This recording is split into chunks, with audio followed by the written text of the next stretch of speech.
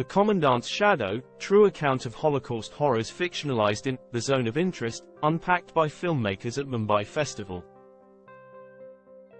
After Jonathan Glazer's Cannes, Oscar and BAFTA winning The Zone of Interest, Daniela Volker's The Commandant's Shadow tackles the same subject: what it was like to live next door to a World War II concentration camp. While Glazer's film was a work of fiction, based on Martin Amis' novel, Volker's film is a documentary. Exploring the legacy of Auschwitz, it follows Hans-Jürgen Höss, son of Commandant Rudolf Höss, and grandson Kai, on an emotional journey. Their path leads to a meeting with Holocaust survivor Anita Lasker-Wallfisch, known as the cellist from Auschwitz, and her daughter Maya. It features hitherto unseen archival footage and draws from Rudolf Höss' autobiography, written shortly before his death. The Commandant's Shadow played at Israel's Docaviv Festival, where it won the Yad Vashem Award for Outstanding Holocaust-related documentary. It is currently playing at the documentary-focused Mumbai International Film Festival, where Volker and executive producers Wendy Robbins and Sajan Raj Karup participated in a discussion revolving around the film. The film has some India connections. Volker and Robbins met in Gwalior, central India, while shooting a BBC documentary.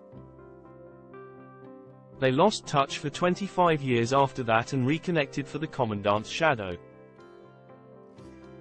The film found a champion in Neil Blair, known for producing J.K. Rowling's Fantastic Beasts franchise and her C.B.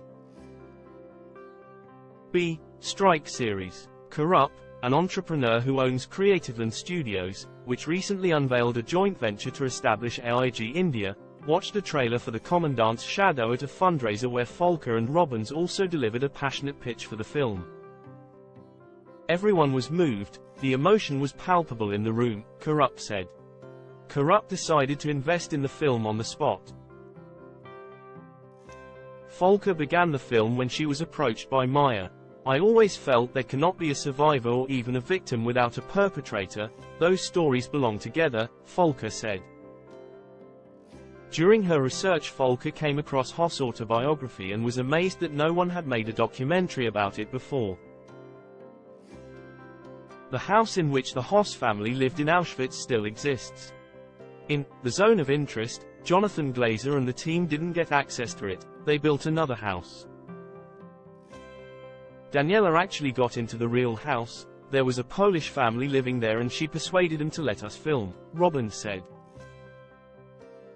Taking the son of Rudolf Höss back to his actual home, letting him go back to his bedroom, where he remembers seeing chimneys from his bedroom window, which actually were the crematoria where his father was burning over 1 million people, is actually quite something. And the other thing is, The Zone of Interest doesn't actually mention the Holocaust. There are lots of very clever, but obscure clues about what might have been happening over the garden fence. But this documentary fully immerses itself in the horror. Daniela has found the most extraordinary archive, some of it unseen before. So, you're left in no doubt of what was happening on the other side of the garden fence, Robbins added. Warner Bros. And HBO have acquired rights to The Commandant's Shadow, and the film is currently on theatrical release across more than 700 screens in the U.S. Volker says that, while the film ends on a note of hope, there are some lessons to be learned from it. The Holocaust is something which was so big and industrialized and unprecedented in history, that we mustn't forget it.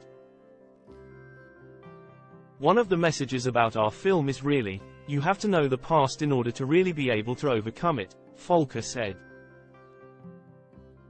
We end our film with a message of hope, which is also important, our Holocaust survivor meeting Rudolf Höss' son and saying, we have to talk to each other. That can be applied to all sorts of other conflict situations.